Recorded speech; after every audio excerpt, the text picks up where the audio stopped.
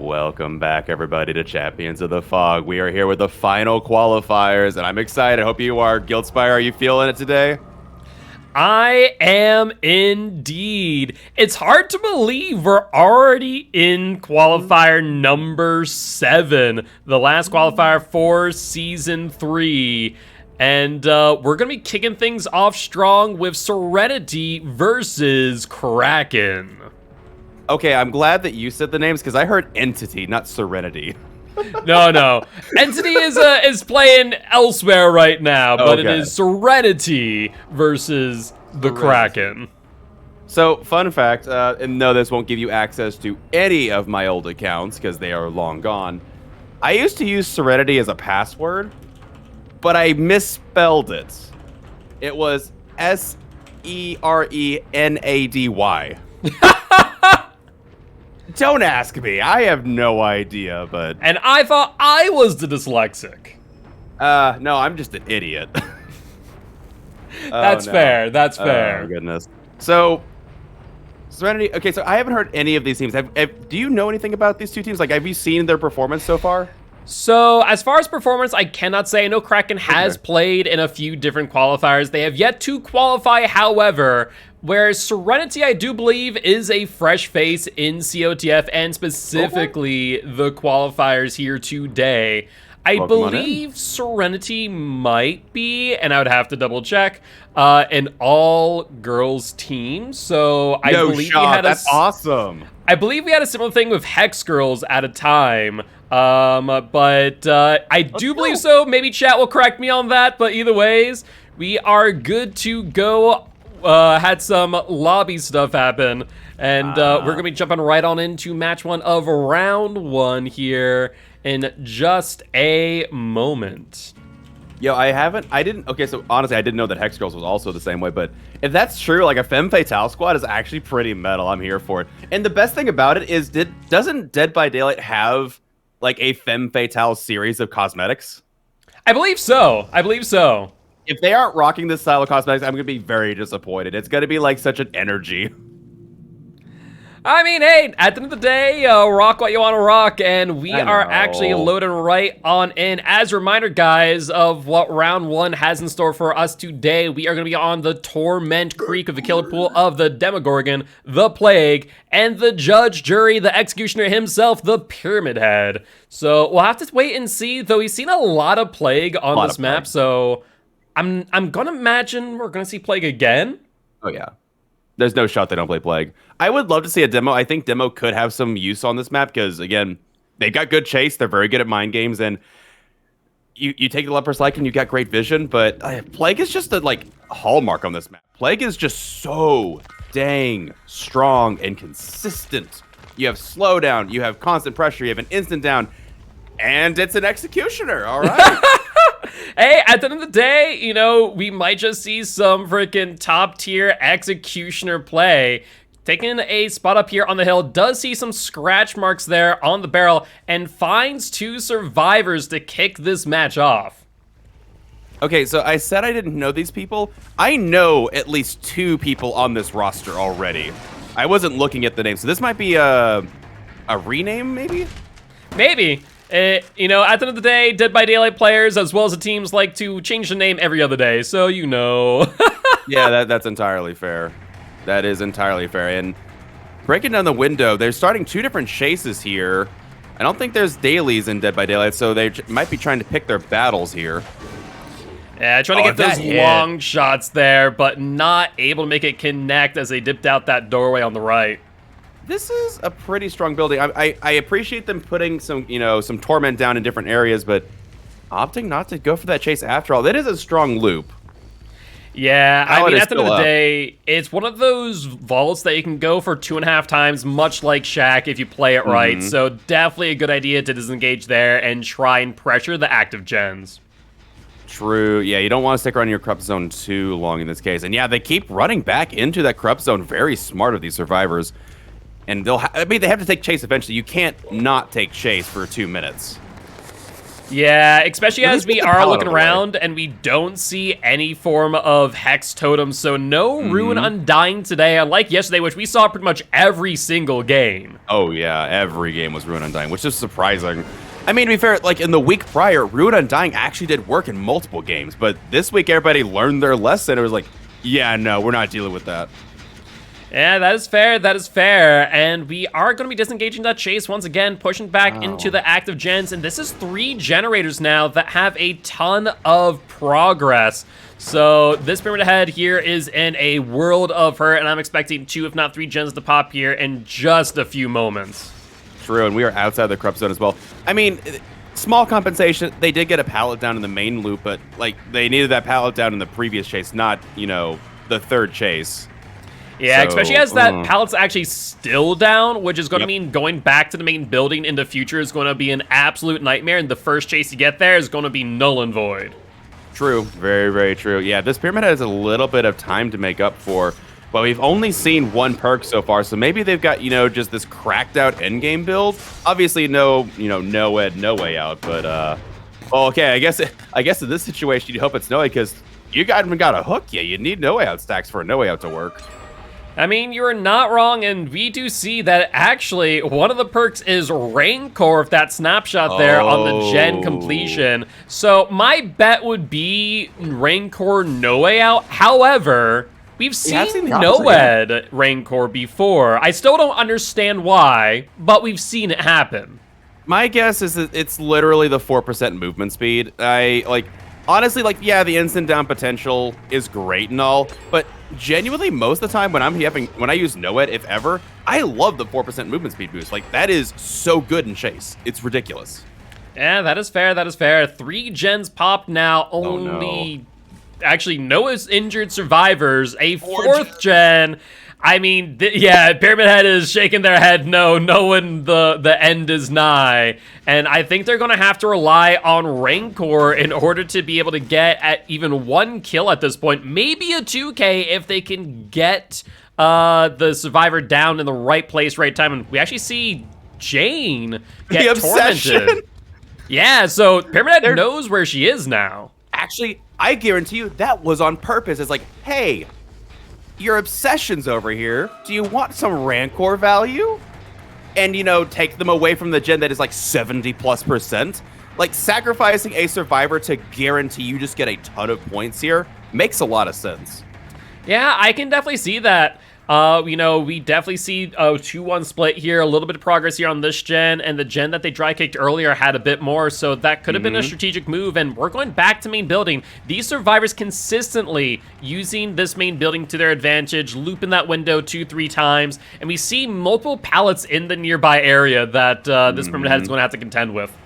I guarantee you, and I've seen this before, especially back like when I joined Port Mafia, we had like trials on this.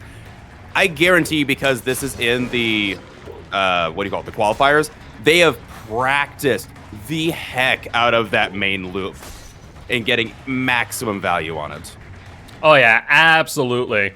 I would not doubt that in the slightest, especially just certain maps like this. I know, like, you know, the backwater swamp maps, the main strategy just simply is go to main building every single time, and the killer is going to want to end themselves. I agree, and that gen is not popped. I imagine these survivors are getting rid of any totems, hoping that there's no-ed whatsoever. And honestly, at this point, like, if you have no way out, you're in a bad spot. If you have no-ed, they've probably cleansed it by now. You're also in a bad spot. Rancor's your only grace. Yeah, I mean, you're not wrong here. The alternative option is they might be trying to set up for maybe like to get right into the right spots for body blocks, for whatever they can do to try and keep this Jane up and get the Exegates 99. As we see them in a relatively good spot, but Jane is out of position, so this will be the down and the Rancor kill. Oh. True, and we did see a no way out notification. Wait. No stacks. Wait, why did... Oh, they messed up. They realized it. They meant to... Wait. I wonder if their Mori and cage buttons are the same? It is the same. It is the same. Control is the cage and control is the Mori because it's not the... I don't think M1's the Mori. Well, they had the chance to Mori the Jane, unfortunately. Yeah. Unfortunately, due to keybinds, it's not going to happen. Jane is here, though, but I expect the body block incoming, and I think this might be a 4-man out. That is Galaxy Brain! I never would have thought of that in a million years. Jane, torment yourself so that when they go to Mori you, they cage you instead. I'm trying to think if my keybinds would allow me to Mori because I do have a different set of keybinds. That's a mid-vault there. That will be a down. No torment this time. A 3-man out at the Hexagate, and I think that there will be the Mori for the Jane. Okay, they do. So they do have a Mori here. I was so confused. Like, okay, so was it the keybind? They were just like controlled. I'm so confused how this happened. I need a post-game interview. I kind of need to test that now. Like, can you actually Rancor someone while they're caged? And I think you might be right that it's the same button, but I can't remember off the top of my head. I know that cage is control. Usually, so like with Ornyo, with their alternative Mori, the alternative Mori is also control. It's not M1. I thought Rancor was control. It might be M1? I really don't know. I know non-traditional Moris, like, I know that Devour Hope is M1. Yeah. Chad, I need to know. Help a brother out. I am lost on this. It also might have been it might have not clicked in their head. They might have said, "Oh, they went down. Oh, let's cage them." Like, wait, why did I just cage someone? That might have been it. I don't know. But regardless, absolutely crushing showing from these survivors. You can tell they have practiced this map to the nth degree. And I mean, to be fair, it is trial number 1 of these qualifiers, so what better to practice on? Because you don't know who you're going to face in trial number 1. It's like, it's up in the air. There's no seeding or anything going on here. So, yeah, what a showing. Not out of the woods yet, but this survivor team has to play equally as cracked and out of their mind. So, yeah, I mean, at the end of the day, basically, this killer is going to have to get a 4K. Mm-hmm. Yeah, I mean, I guess they just need to get a 4K. No, the killer doesn't have to. Or no, that's right. The killer has to get 1 kill. Yeah, the killer needs to get 1 kill to tie and a 2K to win. Different survivors that also does it. Yeah, 2 different survivors will also do it. Because that's you get 3 points for each fresh hook, right? So 6 points for 1 survivor, but 6 points for 2 different survivors. Yeah, that's true. So 2 fresh hooks, and then 1 additional hook on anyone else will also secure the win. Or camp the first one, get a fresh. Literally anything is viable here. The survivors cannot give the killer an inch.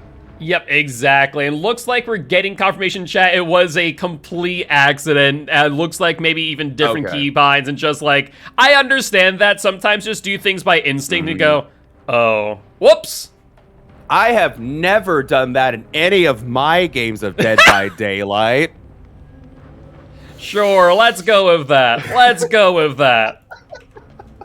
Oh, man. I could probably write a laundry list of the times that I misclicked in Dead by Daylight and it cost me greatly.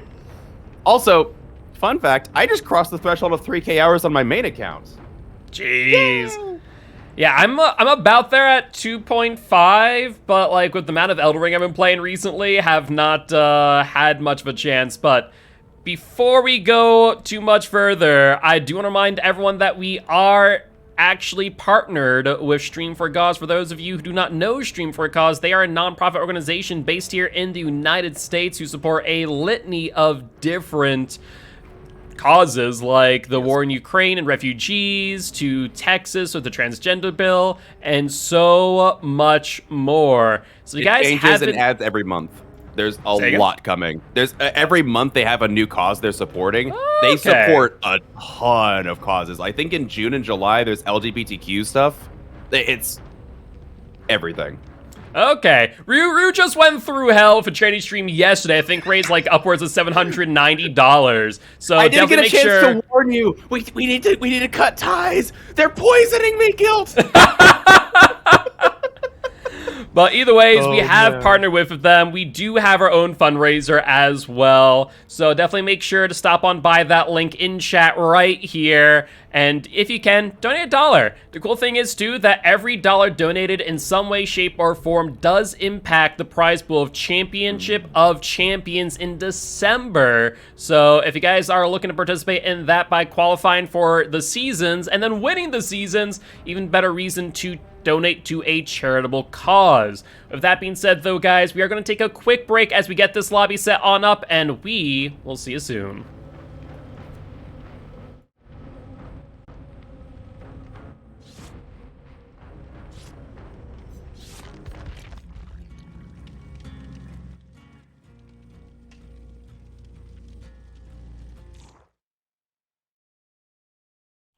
Welcome back, everybody, to match number 1, trial number 2 of the qualifier number 7, the last one. Sorry for the long delay. There were some lobby issues. Dead by Daylight doing, network things, and we're back at it. We're loading into a match as we speak. Thank you for your patience, and let's see if these survivors can match what the survivors did from the previous round. What do you think, Gilt?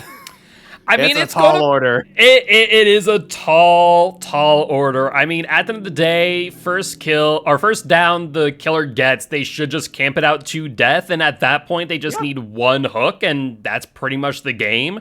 So I think that is probably going to be what we see here today. And if the survivors just aren't able to hold chase for minutes at a time plus, it's pretty much game over. But that being said, we've seen stranger things. I was about to say, I think demo right now, seriously. I think demo is the choice. You portal, you Lycan, you see where your first chase is, and you just hound them until you down them. And it's survivors, I don't think you can respect Noed. I think you have to disrespect Noed, no cleanse, gen rush, and get out. Yeah, I would tend to agree, and looks like you're right on the money. It is the demo boy himself. And we do see the Barb's glasses as well as the Lichen, so I imagine we're going to be seeing some teleporting here momentarily to get that value. Though Cheese not teleporting right away to get information. Looks like they're going to set up the portal there. And just in up portals right now, not actually trying to get the Lichen value for that aura reading. I'm a little bit surprised here, to say the least. I think they're right now setting up, and there is going to be the first portal, and let's see if we can see any survivors here. Oh, they're all crouching. All of them just sitting back, waiting for a corrupt intervention, but it don't matter to the demo boy, as he knows where you are. Yeah, but I say, as soon as you heard that portal teleport, everyone should have scattered, because you know what's up. Oh, 110%. There's the vault at the window. Demo in chase. This is going to be a down without some form of intervention. And Fangman with the body block, but unfortunately not good enough, and Heart Choker will go down. This is a nightmare scenario. The survivors tried. Not necessary? Yeah, Fang took a hit, right? No, they body blocked. No, Fangman tried for the body block, did not get it. We did see Serenity there taking a hit. Actually, not even for the body block itself, but for the attempted firecracker save. Did not get it, though. And so I think we're going to see a full camp to death, and these survivors just need to be on gens at this point. Though it looks like Demo is not going to camp it out, instead going for Zarina, who is still injured. This is the easiest scenario, technically. Like, camping as Demo is not the easiest thing. Like, they don't have any, inevitability like Bubba or even Trickster, really. So you can't really deny it. But, man, this killer excels in chase. So... yeah, I mean, they have a shred ability, they have mobility, they have aura reading. I mean, the demo that we see here is, like, the ideal demo. It really is. Like, even... okay, I'll be honest. Even with... okay, Scourge took Pain Res. All right, bet. The, what is it? Even without Leper's Lycan, I still think, as far as, like, again, it's an IP killer, so it's not original design. I think it's one of the best design killers they have in the game. I still think Oni is my favorite killer aesthetically, combined with their design. But Demo's right up there with Oni. I think they did this killer such justice. Oh yeah, no, they are, in my opinion, one of the most balanced and well thought out killers in the game. No doubts about that. And a lot of people have questioned why we have Leprous Lycan in the game of Demo. And honestly, we just wouldn't see Demo played as much as he is without it. And this little extra edge that it gives him is just so satisfying to see good Demogorgon play. So I am of the same opinion, but for a different reason. I'm happy we see so much Demo because I don't think we're going to see him much longer in comp anyway. I think he's going to be one of those legacy killers that's going to have to be phased out eventually. And so we get to enjoy him while he still lasts. Yeah, I mean, that is very true. We have, the other TOs and I have talked about that. There will be a point in Dead by Daylight competitive history which will result in a team going, we don't have access to that killer. What do? We just go, well, I guess we ban Demo now. Yeah, it's such a surreal thought because, like, nobody cares if you have legacy cosmetics on your killers and survivors. It's a cool little flex. Good for you. You took the time back in the day when grinding was even worse than now and got your legacy. Good for you. And now it's like, well, like this is legitimate game-altering content that is not accessible anymore. Yeah, you're not wrong. Speaking of game altering, if that third fresh hook, that will actually seal the deal for this match and will name Kraken the winner of match 1, round 1, and we'll be following them into round number 2 against whoever they end up against, yet to be seen, as we do have one other match still going in the background. And so we'll get that bracket generated shortly, and we'll go right into round 2 as we see Demo here shredding out the Cheryl. Yeah, at this point, we are witnessing why, again, I think Demo is actually quite fine on this map. You have good map awareness. Again, Corn is a killer's nightmare. We talked about it yesterday even. But Demo negates it with his Leprous Lycan. You saw it there, like he completely negates main building loop when played properly. And a lot of these other ones, like, it's just such a good chase mechanic. Like, I'm surprised we have not seen more demos than this during these qualifiers.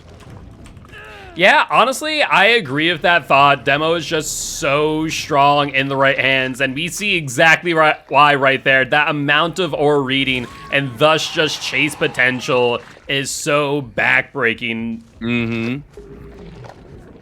Yeah, Demo is putting in some work here, and like, to the Survivor's credit, they haven't given up, even though they probably do know that it's over at this point. It's just playing it out, struggling it out, showing what they can do. And yeah, it's hard going in as a squad like this with nerves on edge when you know that you have to play beyond perfectly to get the win. Like, that is such a hard call to answer. Hi, Cheryl. Oh, yeah. I mean, it really is. It is not an easy feat to try and get you know, a 3-man out with no additional hooks whatsoever. So it definitely is a tall order. It was, you know, an uphill battle. Unfortunately here, G's just put in all the pressure on these survivors, not allowing them a moment to breathe. Absolutely, and yeah, they have not had a chance to really get many gens done. Like, they were sitting out the Corrupt, which is correct. I think on this map, sitting out Corrupt, if at all possible, is a great move, especially with that spawn back there. It's so hard to pick out survivors. But genuinely, as soon as you heard Demo's portal, you have to split. And then, I don't know, there was so many things they had to answer. Again, I think Demo was the correct pick. That was the one way to just guarantee you're going to get a chase right off the bat. And that chase was going to be a very good one. Yeah, no, you're not wrong. You're not wrong in the slightest. And I am excited to see more Demo play once we get to Season 3. As one of the things I like about Season 3 is that you can kind of work into your builds what you're playing against. So against Demo, we see Distortion used of all things, off the record used. Like I love that. It's such a cool interaction to see, just perks that you normally never see get value, but when you know it's Demo who's going to bring the Lycan, like, it's a no-brainer. Bring Distortion, bring off the record, bring things that get rid of aura reading in some capacity. Ooh, a little bit of this cheeky stun there, but yeah, I would tend to agree. That was one of the reasons when Behavior did one of the most recent perk updates, one of the things that was slept on was they actually gave Distortion another token, which I think was a really, really nice change to the perk. I personally would love to see some way that survivors can earn a way to regenerate it, not just giving a fourth one for free. But I will take the buff. I really like the behaviors going back and giving these perks a little bit of breath of fresh air. And we all agree boil over was a mistake. But I am okay with them making mistakes like boil over if they're going to give perks an alternate use and a chance again. I love that. And distortions I would tend to agree. I want them, what I want them to do is similar to like corrective action, that like for every great skill check, you get a distortion attack, or every unhook, you get a distortion attack. Would like be something so to that degree would be so good. So gross. I'm actually okay with that because like, I think that R reading is actually like super strong for killers these days with the variety of perks they have. I wouldn't mind making distortion such a strong anti-aura perk like that. That would be really cool because you can't abuse it. It's not like you can like combine it with like a object obsession because your aura is not being shown. So there's no like one-way street there. There's no way that I can see that you can abuse that. Yeah, I'm okay with that. I would be 100% okay if it's a utility perk that doesn't always get value, but when it gets value, it is amazing. Absolutely, and a little bit of a tech there. Probably most people in the community know this, but Demo waiting for that medkit to disappear, indicating that they are going to start the vault animation. There's no mind game, so they can open that shred. It just like little things like that these killers learn over time after playing thousands of hours of practice. Yeah, it really does go a long way. Those survivors, though, knowing full well they're going for that teleport, do get the unhook almost immediately, but unfortunately, Demo immediately in chase as well with this arena. And we are on the final 3 hooks, 1 gen completed. This Demo is quite literally shredding through their competition. Demo came to play. And I am here for it. I was like, I wanted to see a demo. I'm happy I get to see a demo, and this demo is putting in work. I couldn't be happier right now. Unfortunate for the survivors. Again, like you hate to see it, but the killer main in me is satisfied. I am very happy right now. A little bit of bias. Sorry, just a little bit. Well, there's that aura reading, and I want to say Demo actually missed a aura there in that back corners. We only saw 1 survivor out in the wild. Either that or survivors became a little bit keen on what Demo's doing and maybe are started to jump into lockers. I was about to say, distortion obviously is a tech here.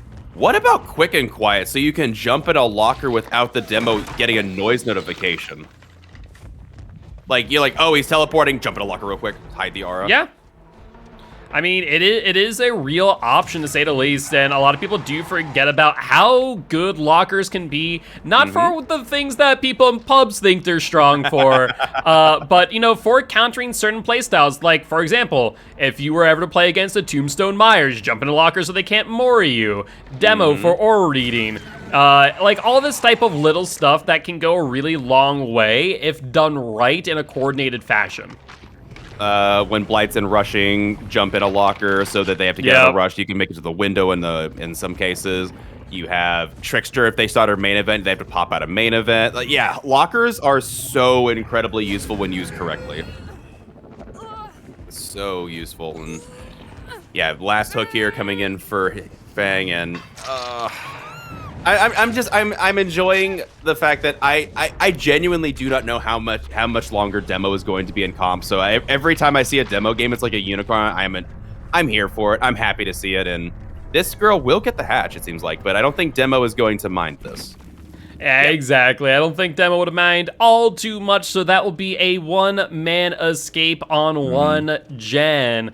And that there will solidify the points. Once again, Kraken coming out with the W, and we'll be following them as they go against Affinity in round 2. Excellent. Enjoyable games, to say the least. Strong survivor play, and we saw strong killer play. Kraken seems like they're going to be a good contender going forward. I'm excited to see what they do next. Yeah, absolutely, and they will be killing first against Affinity, so it won't be all too much longer as we'll be going on to the Wrecker's Yard with the options of the Huntress, the Deathslinger, and the Cenobite. You mean just Huntress, right? I'm kidding. To be fair, we saw a great pinhead yesterday. I was about to say, we saw some good pinhead play yesterday, so I'm excited for the possibility. True, but Okay, so small topic because I know we're gonna be moving on to this next game here real quick. Coconut put out a video yesterday talking about how Trickster was A tier, but it was on the Wrecker's Yard. Wrecker's Yard, in my opinion, for the same reason Huntress is just absolutely brutal on the match. Trickster is very good on that map. You can see over almost all the geometry, even like the normal tiles you have are pretty short and there's gaps in them. I think, yeah, that's one of Trickster's best map. I don't think that's like universal. Just saying. But Huntress on that map? Oh, it's so gross. She's so gross. Yeah. Oh. Okay. Anyway, diatribe over. I just the fact that it's the same for all range kills on the map, and that's why I'm glad that Deathslinger's also here, because Deathslinger also shines in this map. All range killers seem to shine really well. There's a reason why I put these 3 killers where they are. I was like, Thank you for not putting Plague there. Plague would be absolutely atrocious to play against on that map. Just a little, a little. So, anyway, okay. My rant's done. I'm good. Thank you. No worries, you are welcome. With that being said, guys, we are gonna switch it on over here. We're setting up the lobbies as we speak. So with that being said, we are gonna take a quick break here. As reminded though, guys, we do not have a sponsor here at Channels Fog, so you guys are the sponsors. You guys help support everything that we do. So if you are enjoying the show, definitely make sure to stick on through these ads that we're gonna play in just one moment, as every ad that you watch helps us, continue doing what we're doing. So we'll be right back once we get the lobby set up and ready to go. Indeed. See you in a bit.